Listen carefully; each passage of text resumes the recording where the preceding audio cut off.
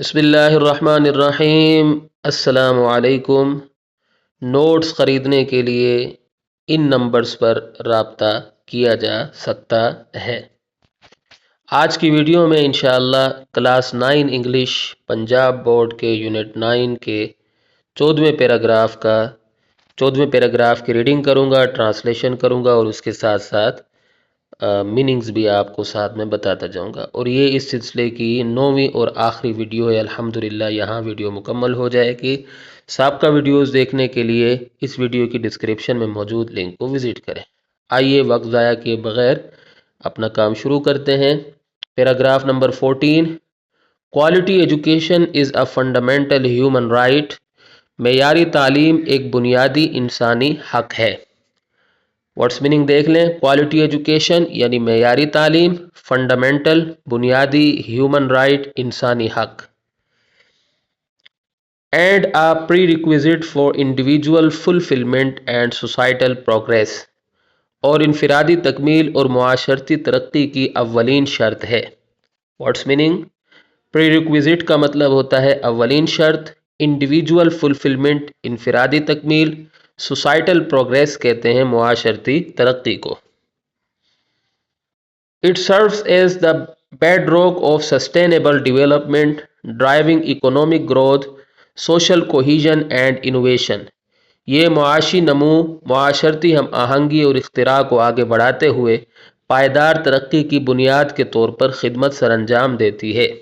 What's meaning? Service کا مطلب ہوگا خدمت سر انجام دیتی ہے۔ بیڈ راک، یہاں بیڈ راک کا مطلب ہے بنیاد۔ سسٹینیبل ڈیولپمنٹ کا مطلب ہے پائیدار ترقی۔ ڈرائیونگ کا مطلب یہاں ہے آگے بڑھاتے ہوئے۔ اکنامک گروتھ کا مطلب ہوتا ہے معاشی نمو۔ سوشل کوہیجن کا مطلب معاشرتی ہم آہنگی، اور انوویشن کہتے ہیں اختراع کو۔ While significant strides have been made in expanding access to education globally، حالانکہ عالمی سطح پر تعلیم تک رسائی بڑھانے کے لیے اہم اقدامات کیے گئے ہیں۔ What's meaning? سگنیفیکینٹ کہتے ہیں اہم کو، اسٹرائڈس کہتے ہیں اقدامات کو، ایکسپینڈ کا مطلب بڑھانا، ایکسس ٹو ایجوکیشن تعلیم تک رسائی، گلوبلی عالمی سطح پر یا عالمی طور پر۔ Ensuring its quality remains a formidable challenge, پھر بھی اس کے معیار کو یقینی بنانا ایک سخت چیلنج بنا ہوا ہے۔ انشورنگ یقینی بنانا، کوالٹی کہتے ہیں معیار کو، ریمین کا مطلب باقی رہنا، اور یہاں اس کا مطلب ہوگا بنا ہوا ہے۔ فارمیڈیبل کا مطلب ہوتا ہے، ویسے اس کا مطلب ڈراؤنا اور خوفناک ہوتا ہے، لیکن یہاں اس کا مطلب ہوگا سخت۔ چیلنج کا مطلب چیلنج، یہاں چیلنج ہی ہوگا۔ چیلنج کا مطلب یہاں چیلنج ہی ہوگا۔ Addressing the multifaceted challenges confronting education systems requires concerted efforts at the local, national and international levels، یعنی تعلیمی نظاموں کا مقابلہ کرتی ہوئی کثیر الجہتی مشکلات سے نمٹنے کے لیے مقامی، قومی اور بین الاقوامی سطحوں پر متفقہ کوششوں کی ضرورت ہے۔ کافی مشکل الفاظ ہیں اس میں۔ ایڈریسنگ کا یہاں مطلب ہوتا ہے نمٹنے کے لیے، ملٹی فیسیٹڈ کثیر الجہتی، چیلنجز مشکلات، ٹھیک ہے۔ اب یہاں آپ کہیں گے سر آپ نے یہاں مشکل نہیں لکھا، تو اس کی وجہ یہ ہے کہ اگر یہاں مشکل لکھا جاتا ہے وہ تھوڑا سا انفارمل لگتا۔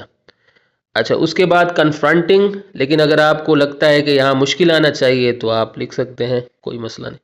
کنفرنٹنگ، کنفرنٹ کا مطلب ہوتا ہے سامنا کرنا، ٹھیک ہے، یا مقابلہ کرنا، جیسا کہ یہاں لکھا ہوا ہے مقابلہ کرنا، ٹھیک ہے۔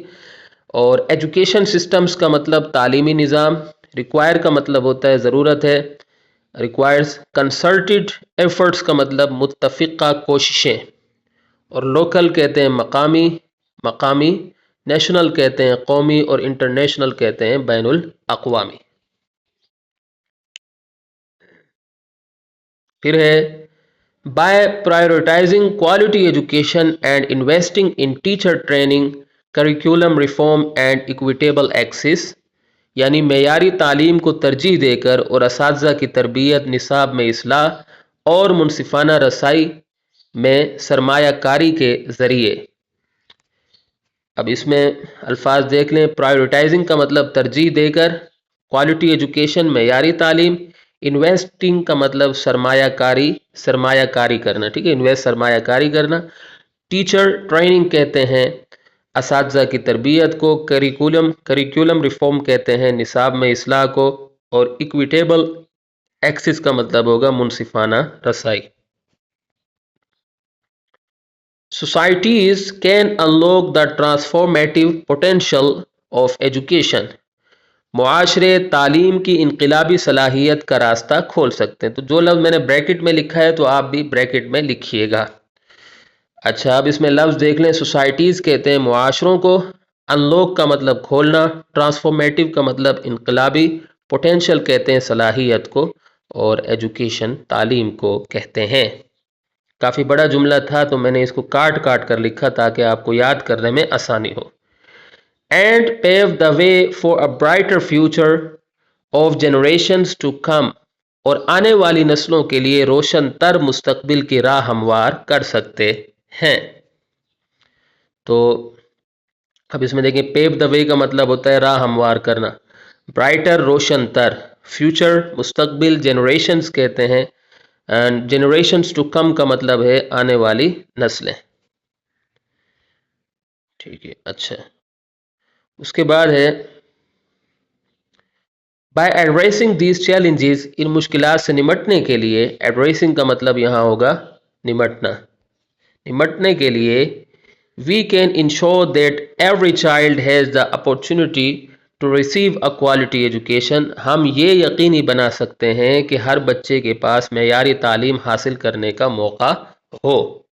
انشور کا مطلب ہوتا ہے یقینی بنانا. ایوری چائلڈ یعنی ہر بچہ، اپرچونٹی کا مطلب ہوتا ہے موقع، اور ریسیو کا مطلب حاصل کرنا یا وصول کرنا. کوالٹی ایجوکیشن یعنی معیاری تعلیم.